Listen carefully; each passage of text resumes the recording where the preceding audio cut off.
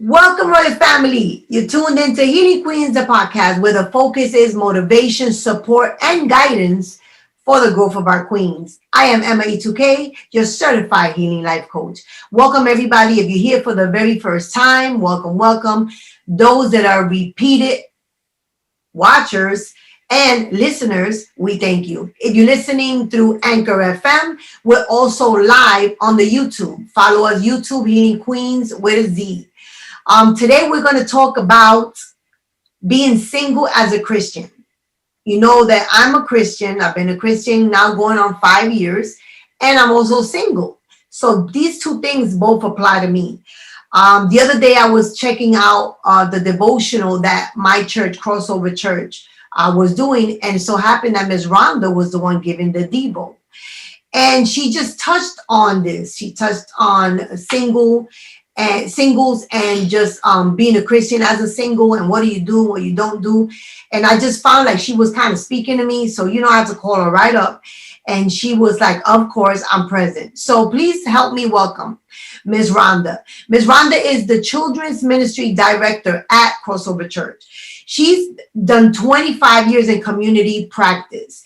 Also, she's a chaplain of Delta Sigma Theta, Tampa Alumni Chapter. Please help me welcome my queen sister, Ms. Rhonda. Hey! Circle claps and spirit fingers. How are you, sis? Welcome. I'm good. How are you? I'm good. Thank you for accepting the invite. I love you so much for that, because you always never disappoint. I call, you're like, I'm in there. Let's go. Let's talk about it. Today's topic, we're going to be talking about single Christians. So, I brought you here to talk about your last Devo. So your last Devo was speaking. I know you had something else planned, and can you just let everybody know how that came to be? Because you had something else to say, and all of a sudden you came up with this topic. So can you explain to people how that happened and a little about you? Yes. So, hi, everyone. My name is Rhonda Flowers. Like Emma said, I have been working in the field of family, youth, and community service for over 25 years.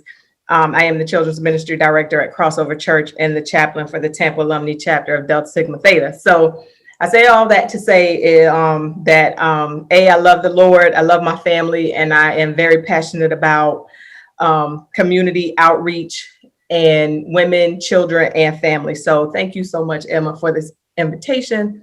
And thank you so much for just allowing me to be able to share some wisdom. Hopefully it's wisdom and what's on my heart. But as she said before, I'm the Children's Ministry Director at Crossover Church. So being part of that leadership team, we all take turns once a week giving a devotional. And so our focus this week, or last week, it was last week, right? It was last week. We were supposed to be talking about elements of our Sunday service or elements of our Wednesday night Bible study. And it just so happened that the topic is the best sex ever. So I went into, study about, Lord, what do you want me to say? And I have some ideas. So I'm jotting down notes. I'm praying and I'm saying, okay, God, we got this. I'm ready. I'm ready on Wednesday for the Friday devotional. I get into my office and I sit down, and literally the Lord is like, I need you to talk about single, because the conversation in the church has been around sex. And we all know, as single people, sex is taboo. They tell us all the time, right, Emma? Like, you ain't married, you ain't supposed to be having sex, right? Don't do it. Don't do it. So I'm literally like, what? Wait a minute, God, what now? Because I literally have to go live in it was 10 or 15 minutes. And I am the kind of person that likes to be prepared, over prepared. We'll have 3 notes worth of devotional for a 9-minute devotional, right? You're not going to get through all of that. So I'm literally sitting down in this office I'm not doing this, Lord. I'm not doing that. I'm not prepared. I can't talk about this. And he was like, that's what I want you to do. And there are times when I'm like, no, I'm not doing that, Jesus. But there are times when I say I'm not doing it, but I know in my heart I'm going to do it, because I know that's what he is requiring, for real, right? And in that moment, I felt so compelled that I literally began to talk about we as singles and as Christians, how it is very difficult to be single because of the expectations of the church, the expectations of the world. And how do we make all of that make sense without feeling pressured to not be single or to be married? Mm. And when you bring sex into the equation, oftentimes when you're talking about sex, especially in the framework of church, it's for us, it's just don't do it. Right. And sometimes we hear don't do it as don't think about it, don't talk about it, obviously don't look at it. It's just like, don't do it. Mm-hmm. And if we as single people want to enter into healthy relationships and become future wives or future spouses or whatever, we have to know and understand the purity and the health that sex and all of the other elements of a relationship bring to a relationship. But oftentimes sex is always that one where we're kind of shunned, if that makes any sense. No, that makes perfect sense. And all the things that you were saying, I was like, is she talking about? Is she talking about me? I mean, she talking about me. Is she talking about me? Is she saying the things that I be talking about? So you made a valid point to say that the church always lets you know or tells you or reminds you or definitely, makes it known that you ain't supposed to have sex when you're single. And, and I get that part, right? And we get that part, right? Mm-hmm. But then, okay, what else are we supposed to do? Just, okay, I understand to not have sex, but so what else do we do? Is it okay if we talk? If we don't talk, do we date?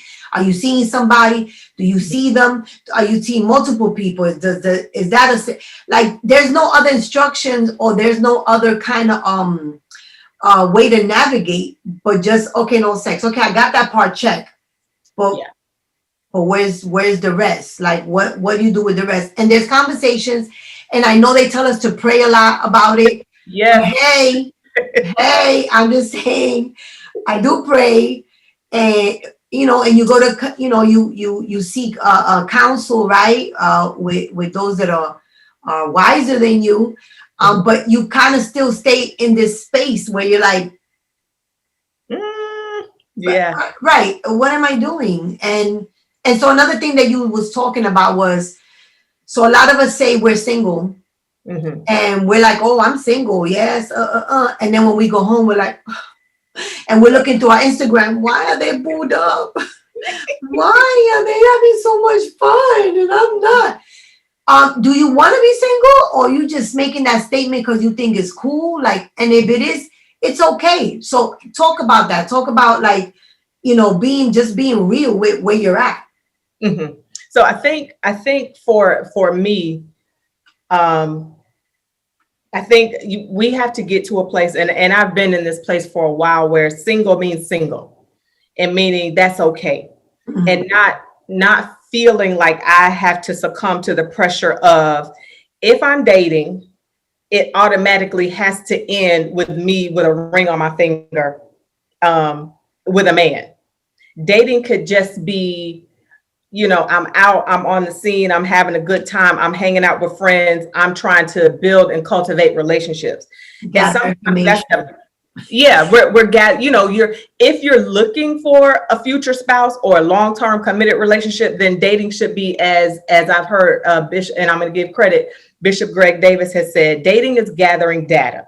And that's a true statement, because you should be getting to know a person. You should be listening for those things that, are negotiable and non-negotiable should you decide to proceed with this person in a relationship. You should be intentionally looking for red flags, because sometimes, if we're honest, if we're single and we're really looking for someone, mm-hmm. and we're not safe and satisfied in our singleness, we will bypass some major red flags that are like screaming at us, because we just have to have the man. We have to have the Instagram moment. We have to hurry up and change the status on Facebook to say in a relationship. Ooh. Right. You have to go look dress shopping. Right. And so I think it's like you're married or you're single, right? It's only two options. And we don't talk about what is healthy dating as a single Christian. Mm-hmm. Because if the goal is just to date, then just date. And how can you do that and be safe and have fun? But if the goal is a relationship, obviously there are some steps and some things that you need to be made aware of, and some things that you need to do to get to that point. But you have to ask yourself, if you desire marriage, why? Is it because you want the Instagram moment, the Facebook moment, because you're not satisfied being by yourself and you feel like you need the validation of a man or a relationship or the ring on your finger to show off to everybody else? We have to understand as single people, why am I single? And if I don't want to be single, what am I doing to make myself better or get myself to that place where I can be in a relationship? Because just wanting to be in a relationship it's not going to work. Right. And not feeling bad that you like being single, that you're comfortable in your singleness.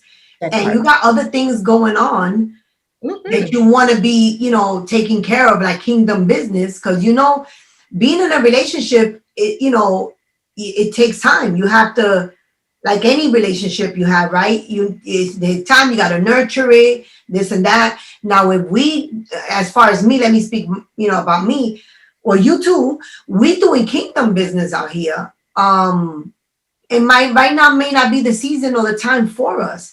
And, you know, I don't like when people like, oh, but you should have a man. But why? Like, why should I have a man? Like, I don't, why is that a requirement? Right. To have a man? Yeah, because, you know, you're so, you're so beautiful. I'm sure they must be knocking at your door. No, they're not knocking. No, no knocking. No. We're honest. Some of them that are knocking, you like the door. Let me put the extra lock on, because absolutely not. So there's no DMs going on here. There's no. I guess because we make it so known where we're at, right? Where our eyes are focused at.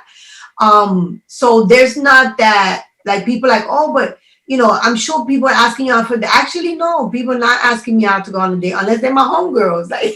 Yeah, or like if it's the setup, Right. Or they're trying to set me up, and I don't like that. Don't set me up, because if the setup is, okay, let me just meet someone to have conversation with, then okay. But the setup is like, okay, listen, he'll be a great father, a stepdad to your kids. Whoa, how we get there? I haven't even had lunch with him. Like, right. So can we text? Can we say texting? Right. So it's that pressure, like, even if we open the doors, like, okay, you know what? Let me start dating, or let me start getting to know people. All of a sudden is that requirement, like, oh, you've been dating for 6 months. You're not. Right. What's going on? You're not already engaged. This been like the third person you've dated. Oh, I didn't know you was counting. I'm sorry, my bad. I didn't know you was counting how many people I'm dating. And I think it's interesting too, because it goes back to the best sex ever talk that we had.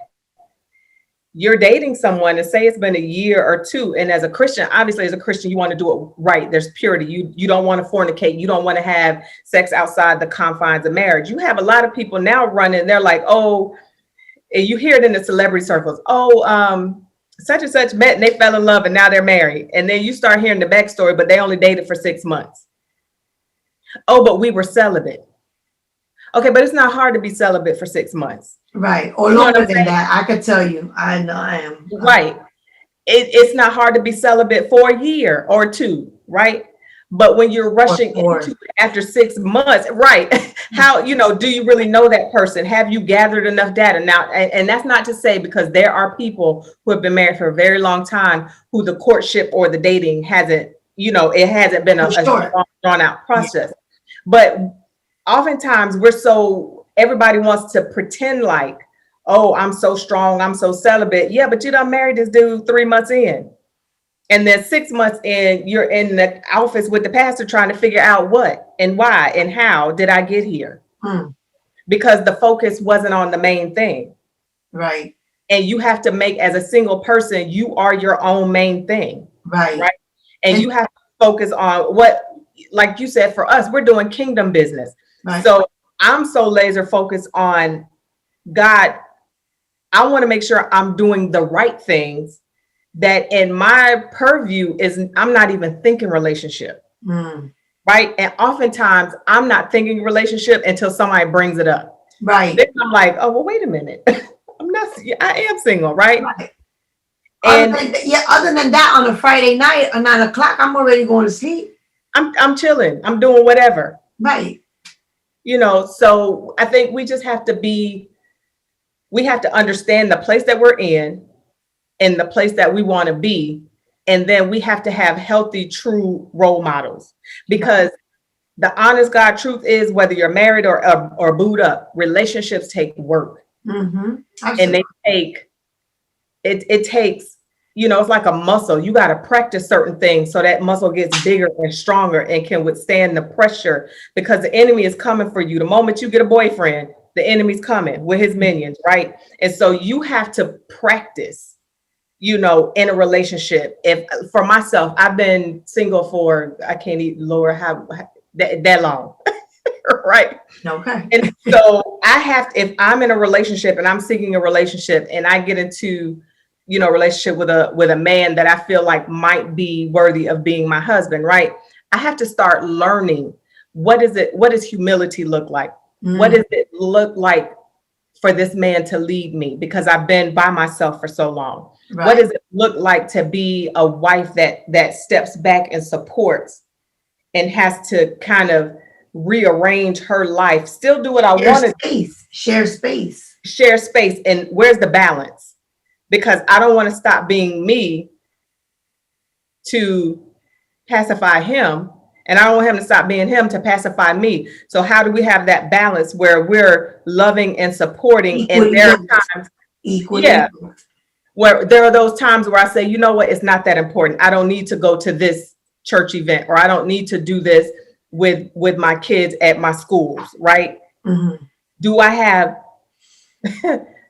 the capacity to humble myself and make it not about me? Because I have been about me for a very long time. It was all this time, yeah. So if I say I desire to be in a relationship, now I have to make it about him too. But not just him, because I have parents, I have nieces and nephews, I have siblings, I have all my church babies. Is that balance? Yeah, it's that balance. So I'm going to have to figure out, where do I cut? Where do I trim some fat? Where do I cut some stuff out altogether? How do I still do ministry, but still be God-like and Christ-like in my relationship with this person who I might desire to be my husband? So that's a learning process that for me, for as long as I've been single, is going to take some time. So then if I sit down and I ponder about being single and I say, do I want to be married? I have to be honest with myself and say, in my ability to be independent, can I learn how to be codependent? And not codependent like I need this dude, but how can we coexist? Right. And if we're in the house and you put the juice on the water shelf, I don't go bananas. You know what I mean? The toilet seat up. Did you just? I know you just didn't leave the toilet seat up, because that's how I be with my kids. Did you just leave the toilet seat up? Because in the beginning, it might be that. You know what I'm saying? Like, oh, did you just took your shoes off and left them in the middle of the floor? Okay. Interesting. You didn't brush your teeth this morning? No? Right. Am I going to be okay with that? But if I say I'm going to be okay with that, I have to work hard and exercise that muscle to say, okay, is it really that big of a deal? Is it a deal breaker? So that's why, as a single person going into dating, you need to know your deal breakers, your negotiables and your non-negotiables. Right. You know what I'm saying? If you only wash, like, if dude don't wash before he come into bed and you feel like he need to wash before he come to bed and wake up in the morning, if that's a non-negotiable, then make it a non-negotiable. Right. But if it's not, then it's not a big deal. Don't be like, oh, it's so cute for the first 2 days. Then the third day, you're like, you know what? Mm-hmm. I can't do it. I can't do it.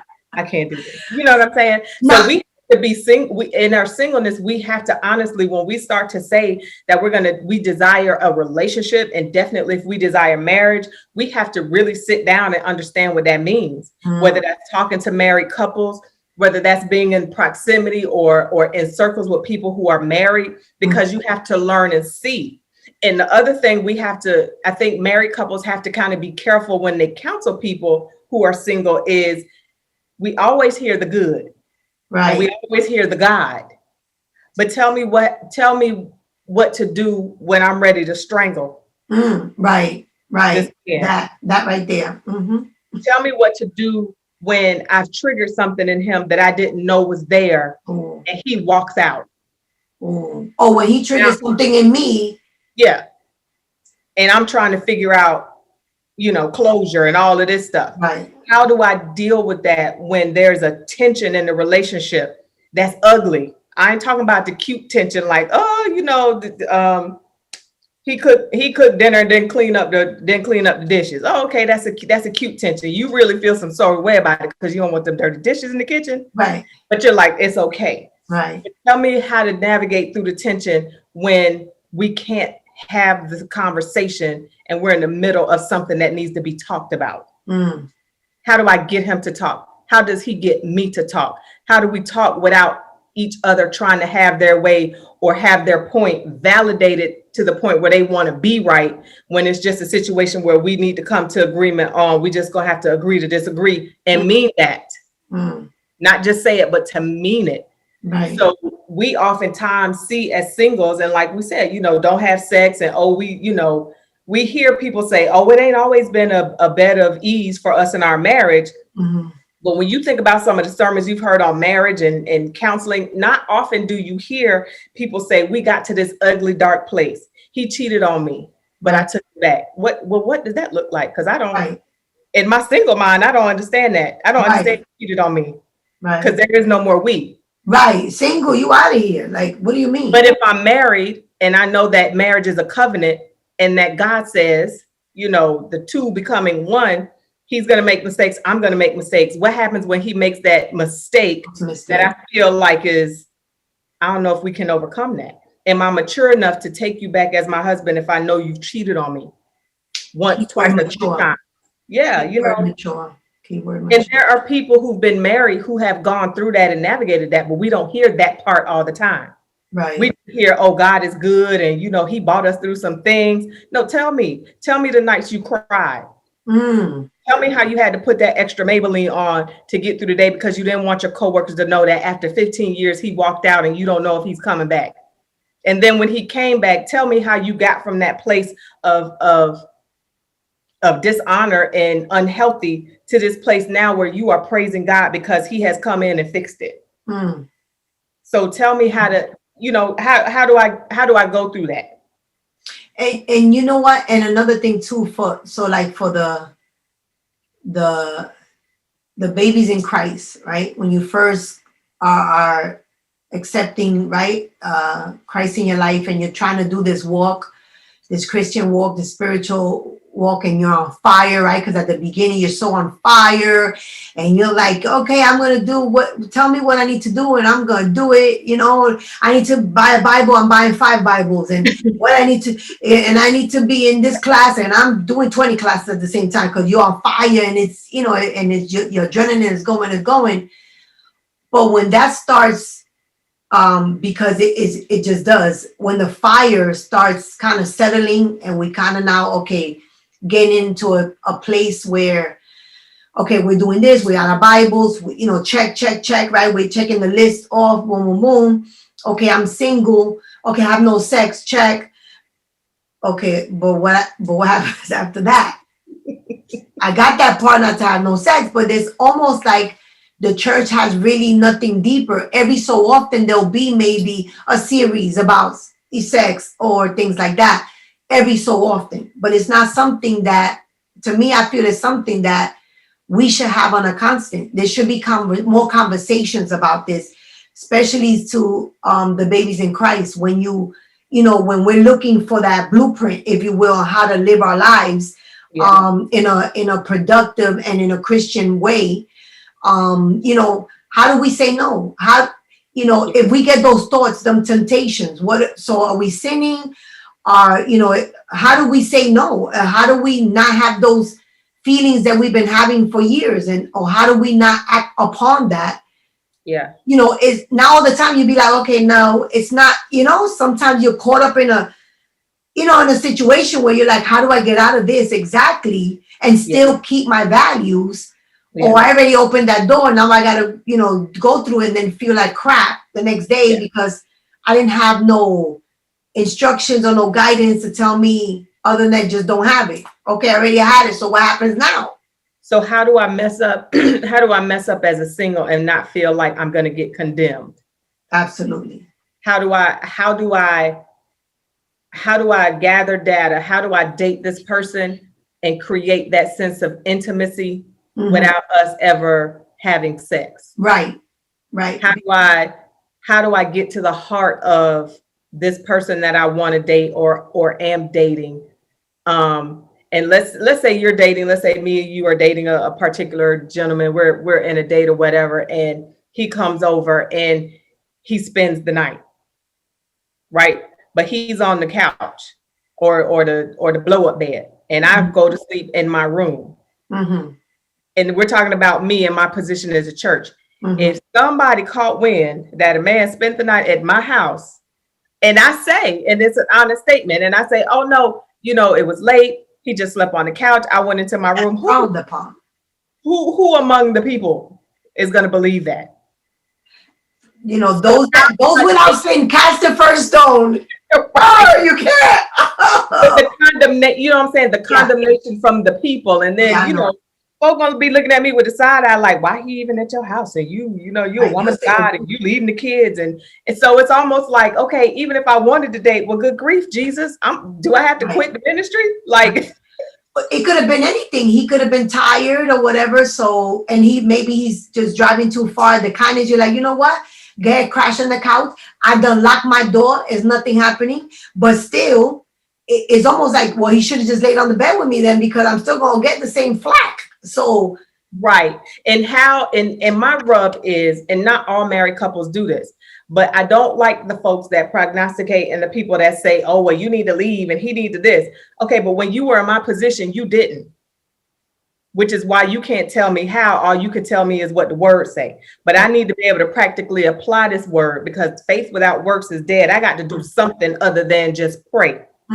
So if I'm in that situation, tell me what you did. It's like I teach my kids at the school. It's like I teach the kids in the church.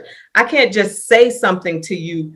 I don't just teach my kids about what the Bible says. Right. I teach them how you need to do it. How to apply it. If I'm telling you to share, then my object lesson for my kids is share.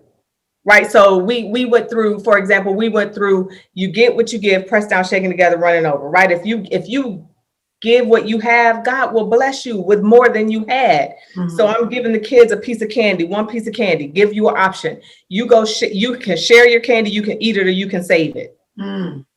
Some of the kids got up and shared their one piece of candy. That's their only piece of candy. Wow. And so the lesson is after we go through the lesson, I'm giving you 5 more pieces of candy for the one that you gave away, because this is what God says he'll do for you.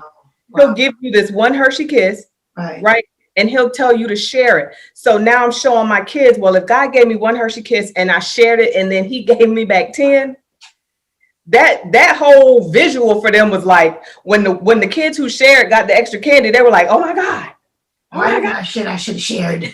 I should have, and that's what happened. After the fact, kids start getting up like, Miss Rhonda, can I share my candy? Absolutely. Absolutely, yeah. But you're not going to get the extra 10 because you missed the moment. Right. But when they have that opportunity later on, one of those kids is going to remember that they should have shared and they didn't. But the other kid is going to remember that they shared and they got more. Right. How much more impactful is that with the candy versus me standing up telling them, well, if you give away what you have, God will give you some more. Their little brain can't comprehend that, right?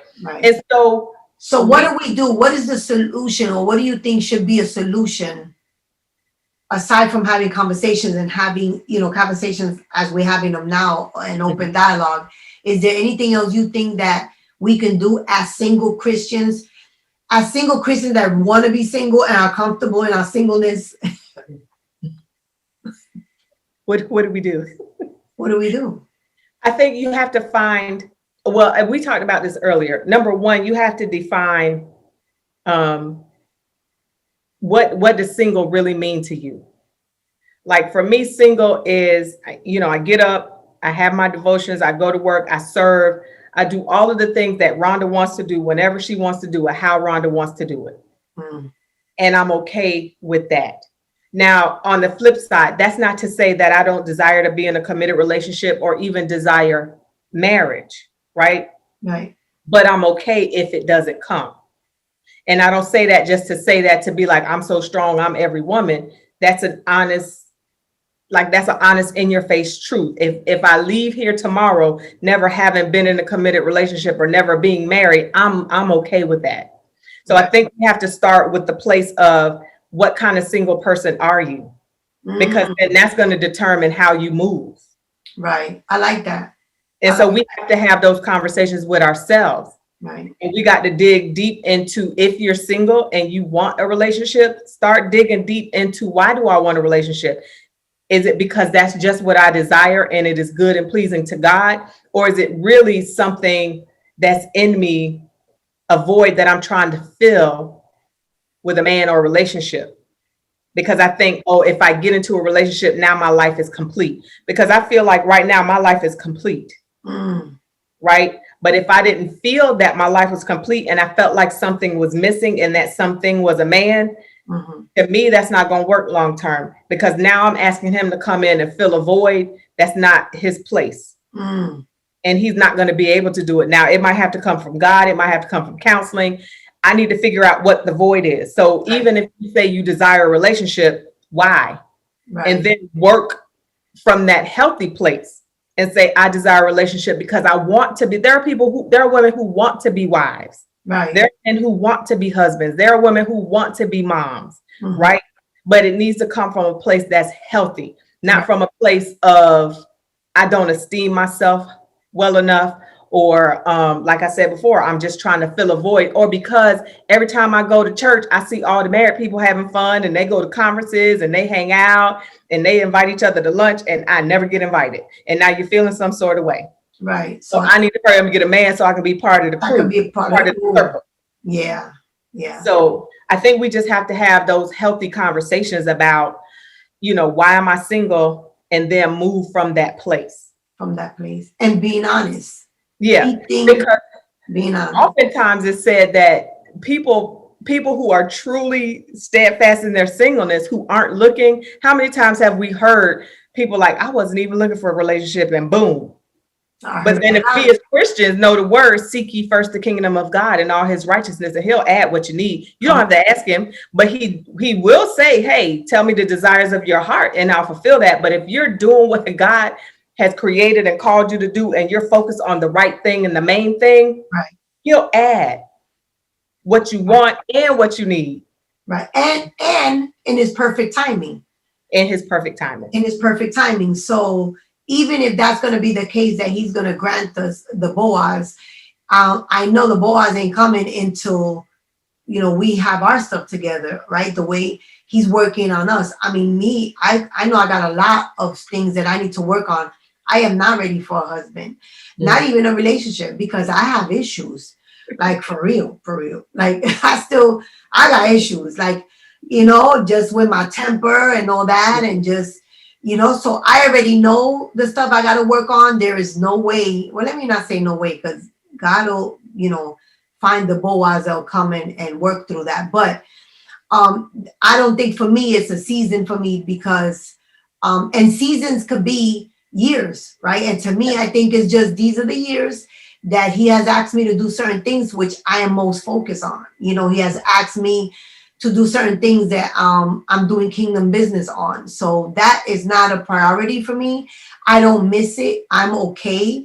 I'm not saying I'm anti-men, no, because I feel that a husband may be needed for those that it's in their season to have the covenant of a husband. I'm not against it. I'm just saying, me personally, I already know in my singleness, I know this is not for me right now.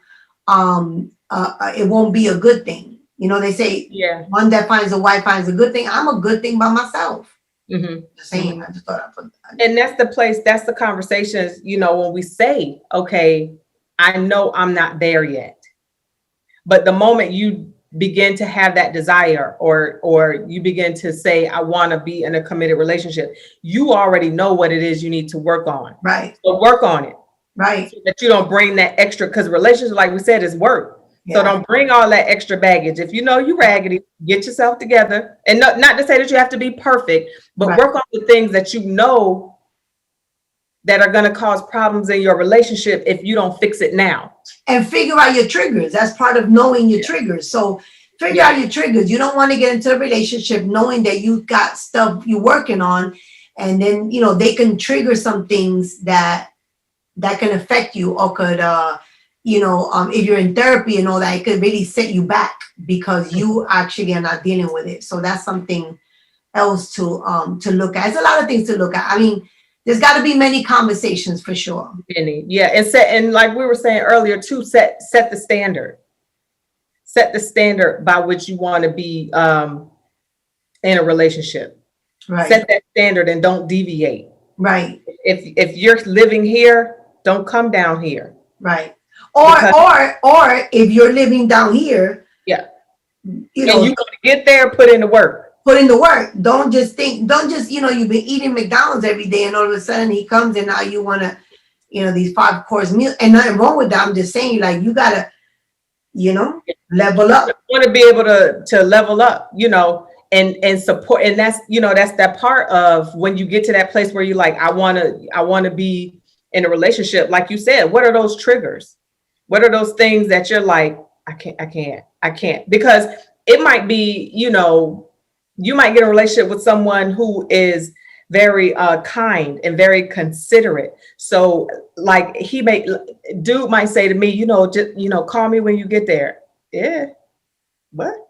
I'm about to call you. But you know what I'm saying? If you're not mature enough to see that as kindness and caring and compassion, some people might see that as control. Well, why you need to know when I get there, and why you need to know when I leave, and why you need to know when I get there, Right. Who are you with, just in case if something goes down? I know Rhonda's with Emma. I can call Emma. Right. If you're not mature enough and in a place to handle and see kind and compassionate, you looking upside his head like, well, work on some things. Right. So knowing yourself, again, who are you? Right. And don't go want to, date a millionaire when you only make 10,000. I'm just saying. Okay. All right. And that's for another podcast. But that's okay. It's funny because when we were saying earlier, like, okay, don't expect. Listen, if the man takes you out on a date to Cooper's Hawk and then it's your turn to reciprocate, don't take that man to McDonald's. That's what I'm saying. That's what I'm just saying. Okay. Take that man to Shula's. Reciprocate the love. Show the creativity and, like, express true love. Don't be in the relationship for how it can only build you up or how it only makes you feel like you have to be the one always receiving and giving. To whom much is given, much is required. Much more is required. So if that man is willing to rub your feet, I'm gonna need you to be willing to rub his. Now, if feet are not your thing, that's one of your non-negotiables. Hey, boo, you like your feet rubbed? Yeah, girl. It's not gonna work. Right. Be honest. I mean, that sounds petty, but that's for real. Right. So expect, if you're expecting a man to treat you a certain way, you have to be willing to want to treat him even better. Right. If I'm with somebody who loves me, I want to love him even more. Right. I want to wake up. You got to get me a Gucci bag, and you went to Ross. You got me my wallet from Ross. Like what? Right. I'm just saying. Okay. But I almost treat it like it's like with my parents. I'm grown, beyond grown. But when I wake up in the morning and I walk out the door, I don't ever want to do anything to bring disgrace or dishonor to my parents. I want them to be. I want to impress them. I want them to be proud of me. I want them to be like, that's our baby girl. Right. That's what I mean? That's all. Right. I want to feel that same way about my significant other, my future significant other, and vice versa. I want to wake up. I want him to want to look good for me, and I want him, and vice versa. Right. I want him to be able to be like, that's my girl. I want to be able to say, that's my man. Right. I want to be able to, when he walks in the door, I want to be able to make him smile, but I want him to be able to make me smile too. Like if he's leveling up the game, I want to level up and give him that much more. Absolutely. I don't want to just be a taker. And we have to be honest about who we are. Are you a giver or are you a taker? Are you a builder or are you a diminisher? Be real. Right. Because if you're not someone who wants to build, then don't get with somebody who's trying to build, because it's not going to work. Absolutely. Oh my God. Rhonda, this was amazing. Thank you. I appreciate you, sis.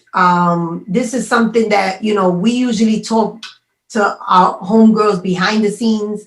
I thought this was a good conversation to have in the podcast so people could continue to listen.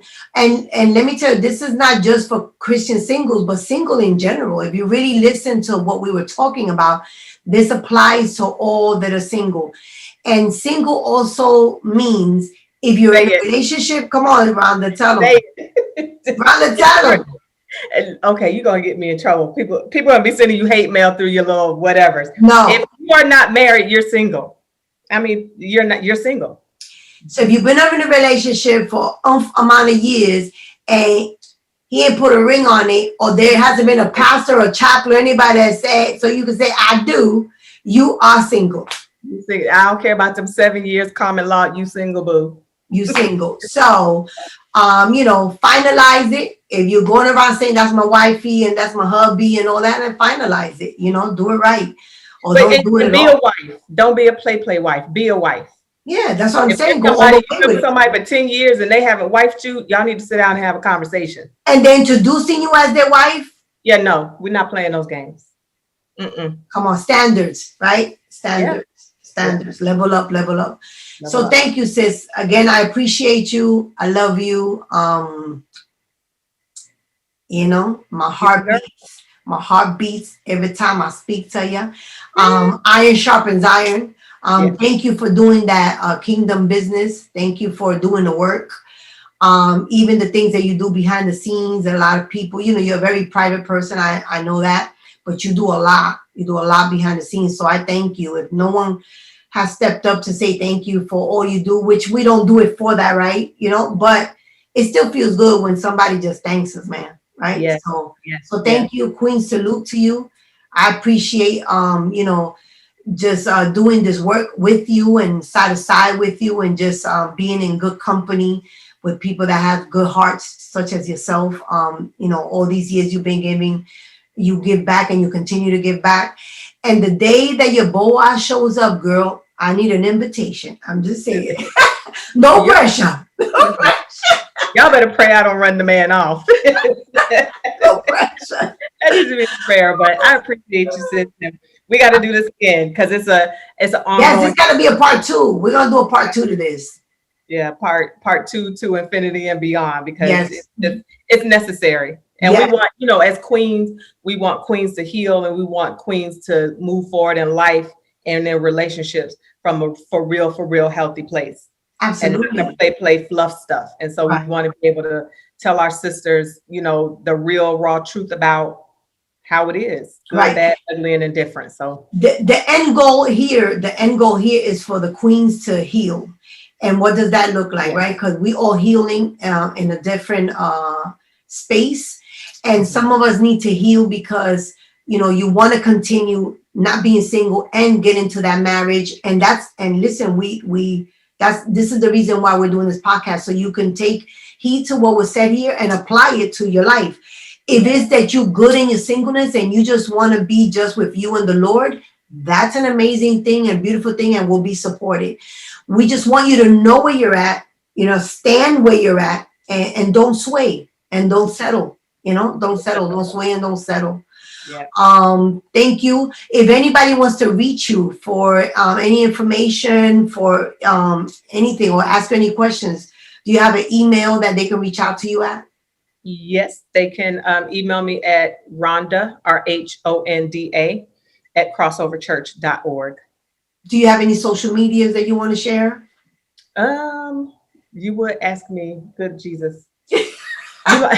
Put my name in the search bar because I don't know what the handle is. Okay. I am on Instagram and Facebook. I'll add it. Not a problem. Rhonda Flowers, it'll come up. I'll add it. Thank you everyone for yet another amazing podcast. We really appreciate you. And remember that we are nobody without your generosity. Don't forget to hit the support button on Anchor FM. Or if you're on the YouTube, man, like, subscribe, and share. Because you never know, one of the queens may need to hear this for their growth, for their journey. Maybe they're stuck, wondering which way they should go. And, probably this conversation, we pray that, of course, that God is always in the midst of everything, because we bring him.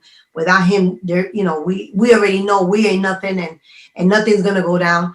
So I hope that he's using us right now as a tool. So whatever woman that's about to hear this, put it on replay, send it to your homegirl, like, click, and share, DM her, Facebook her, and so she can be able to hear about the things that we collectively have acknowledged about being single as a Christian. And this is just part one. We're going to get into part two. So thank you to the sponsors for today's podcast. That will be acknowledged behind the video. Thank you for those that make this happen. Again, Healing Queens is an organization that does life with women before, during, and after crisis. We also like to touch on topics that our queens may be dealing with, and just kind of give them just a little direction, a little hope, and a little motivation. And that's why I try to bring professionals on. I mean, I have some that I give my own opinion, but there are some that I do have professional assistance or spiritual assistance.